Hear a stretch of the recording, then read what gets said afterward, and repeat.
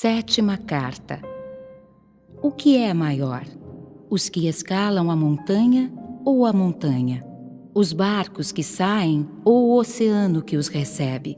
Somos todos pequenos, amigo, e ao mesmo tempo imensos. É o delicioso paradoxo do êxodo e do êxtase. Querido irmão, eu não tenho tempo algum porque ser feliz me consome. Que belo final para uma bela escritura nos rascunhos da prosa em que com tanta maestria você descreve a fragilidade e a força. E convida quem quiser que arrume tempo para entrar na tenda. A justificativa de Adélia Prado é da mais alta maturidade poética. Não se deve perder tempo com os estranhamentos, com os gostos amalucados, com os diz que aumentam o que é pequeno ou agigantam o que nem sequer existiu. Quando perdemos tempo com sentenças promulgadas por quem não de direito, ou quando contraímos as sobrancelhas, sobressaltados por medos que nem virão, perdemos uma qualidade raríssima, que é a de ver a poética de dentro da tenda do amor. Gesto simples da mesma Adélia menina que lembrava. Uma ocasião, meu pai pintou a casa toda de alaranjado brilhante. Por muito tempo moramos numa casa, como ele mesmo dizia, constantemente amanhecendo. Damos cor à vida, Padre Fábio. Incendiamos de fogo nossa existência quando não nos perdemos nos vizinhos falsos dos que por medo invejam. A experiência da dor que vem da inveja é horrível porque penetra no mundo pantanoso da injustiça. Sofremos por sermos mal compreendidos. Sofremos porque os olhares que nos perseguiram impiedosamente estavam afetados de uma doença cruel e mesquinha que cega as pupilas da verdade. São prematuros os dizeres que desconhecem o essencial. Fofocas, inverdades, crueldades da palavra, armas aparentemente brandas que destroem com vagar, ou ao menos tentam os nossos sonhos. Deixamos de sonhar com casas constantemente amanhecendo para dar lugar a pesadelos. Não temos o poder de dominar o que pensamos. Há muita presença indesejada que habita nossa mente. Mas é assim, querido amigo. A inveja lança flechas e aguarda para contemplar o estrago. É nesses momentos que precisamos buscar forças para prosseguir sem pestanejar. Nada de trégua ao inimigo. A verdade precisa nos acompanhar, mesmo que em um primeiro momento tenhamos de sacrificar o aplauso. Winston Churchill foi um dos maiores estadistas do século passado. O homem que venceu a guerra e libertou o mundo da crueldade nazista tinha discursos inflamados contra um poder mesquinho, personalista, justificado no preconceito e na prevalência de uma raça. Ele viu seus pares no parlamento inglês aplaudirem Chamberlain, o primeiro-ministro que fez o pacto de não agressão com Hitler, juntamente com a França para não entrar em guerra contra a Alemanha. Com isso, eles se esquivaram de defender a Tchecoslováquia da fome nazista. Churchill era a voz dissonante de uma Inglaterra que aplaudia cegamente o primeiro-ministro. Ele se lançou em defesa daqueles que não tinham defensores. Ouviu risos no parlamento e declarou: "Riam, mas ouçam-me."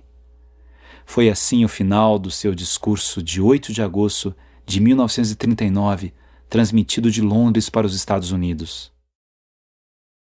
Podem acreditar, meus amigos americanos, que não é por nenhum ignóbil medo da dor e da morte que os povos britânico e francês rezam pela paz.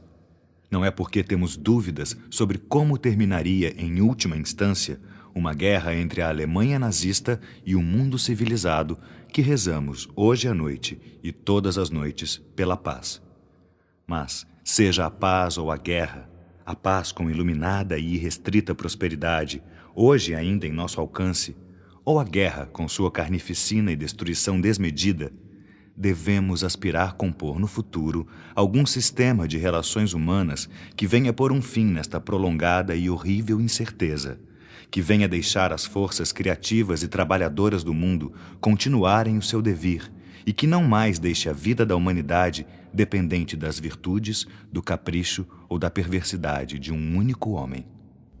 Churchill buscava no cotidiano das famílias, na quietude das suas rotinas, a justificativa para não permitir que forças mesquinhas retirassem o amanhecer de esperanças da Europa e do mundo. Foi invejado, mas não se deixou abater. Não titubeou em seus valores e compromissos de estadista. Tinha uma missão que o conduzia em sua tenda de paz. É preciso entrar na tenda sim e compreender que o medo tem de ser vencido pela preciosidade da ação que fomenta a emoção quando tem uma grande causa. A grande causa pode ser a paz da Europa e do mundo, como queria Churchill, ou a paz em uma família, como deve querer cada homem e cada mulher, ou ainda a paz no submundo das nossas emoções. Padre Fábio, a inveja destrói as relações e cria embaraços desagradáveis. O invejoso é pior do que aquele que cobiça. O invejoso não deseja o que é do outro, deseja apenas que o outro não tenha o que tem, não seja o que é. O invejoso não tem e não é. Não como uma condição essencial, mas como consequência de sua própria negação por desperdiçar tanto tempo e tanta atenção à história alheia. Por que tanto medo de que o outro seja mais visto ou mais aplaudido? O que vale o instante, a cerimônia, o momento? Os aplausos se revezam, o poder é transitório, os holofotes iluminam cenários diferentes. Há espaço para todos, amado amigo, para todos os que se dispõem a trilhar o bom caminho. Sem querer simplificar esse malfadado sentimento da inveja, arrisco dizer que ele nasce de vidas não vividas, ou vidas que vividas correm o risco de cessar.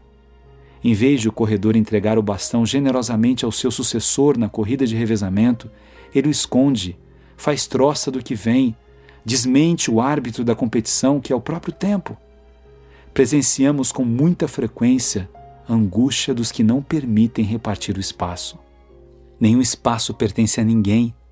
É por isso que Fernando Pessoa dizia: a lua brilha inteira em cada lago porque alta vive. É disso que precisamos, de altivez, de estrelas que se dispam diante de outras estrelas, de gansos que cedam a vez na dianteira das longas viagens para outros gansos. Trata-se de um amor pela humanidade, como diria Hannah Arendt, de quem já falamos. Trata-se de um sonho comum que deve ter um estadista, um político, um médico, um professor, um pedreiro, um padre, um escritor, um tecelão. Teçamos todos essa peça única e múltipla de dar dignidade à natureza humana.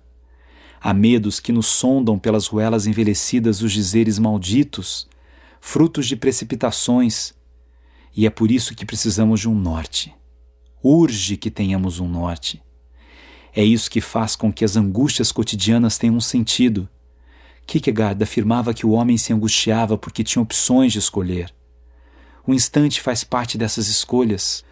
O instante é uma pequena fração de tempo, mas que pode marcar o resto de nossa vida. Cristo veio ao encontro da humanidade na plenitude dos tempos, ou seja, num instante propício para que o homem pudesse beber do seu cálice, do seu sacrifício e ao mesmo tempo de sua ressurreição. A dor física de uma humanidade que julga com inveja, resgatada pelo amanhecer de uma ressurreição que tira das tumbas frias e silenciosas a esperança do amor. Dom Juan é a figura sedutora de que Kierkegaard se utiliza para falar de um dos estágios da existência humana, o estágio estético que vem do gosto pelo belo, das sensações aprendidas pelos sentidos. Além do belo, o ser humano tem de conhecer o bom, o universo do que é ético, e conhecer ainda o religioso, que supera e agrega ao mesmo tempo os dois outros estágios. Estético, ético e religioso são caminhos que devem ser percorridos por uma vida que busca um significado, ou como já dissemos, um norte. Volto, amigo, ao sentimento da inveja, um dos chamados pecados capitais. Naturalmente o invejoso sofre mais do que o invejado, que na maior parte das vezes não sabe que incomoda tanto. O invejoso perde grande oportunidade de participar da festa e conviver dentro da sua tenda do amor, amigo, com o que há de melhor no banquete da convivência. Fica na esparrela, enlameado e sufocado. Diz o que não sente porque não se dá o luxo de sentir. Está sujo demais para conhecer a si mesmo. O invejado sofre as consequências de notícias que chegam da lama e às vezes se perde também. Quer entrar na lama para conversar de igual para igual com aquele que o aviltou. Quer brigar na mesma arena inóspita. Seria bom entrar no estágio religioso de Kierkegaard e contemplar Jesus.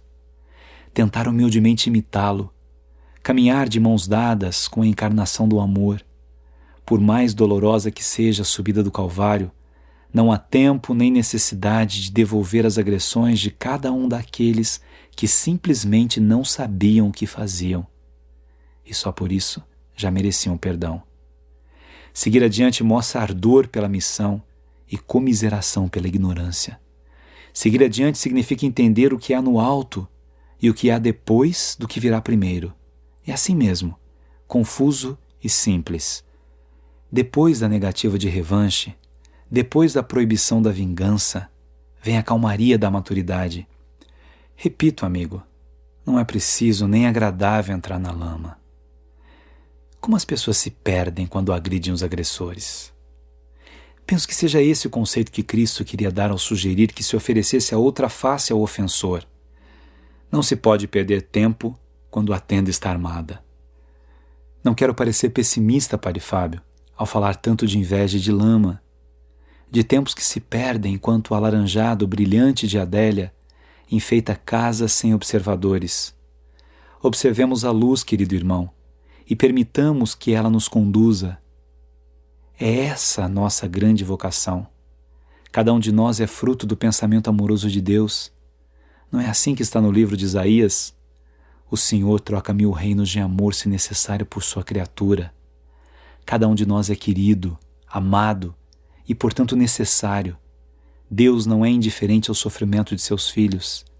É Ele a essência do amor, de um amor que se expressa e se planifica no êxodo e no êxtase, ou seja, no sair de si e estar no outro.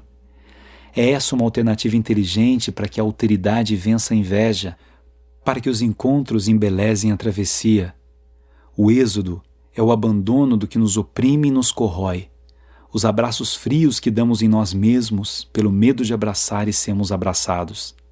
O êxodo é a consciência de que a busca de prazer ilimitado, de uma estética sem ética nem ligação com o transcendente, é pobre e indigna da inteligência humana. O êxodo é a partida do que parte, do que separa, do que desmancha. É a negação do que nega a essência da vida, que é justamente o êxtase.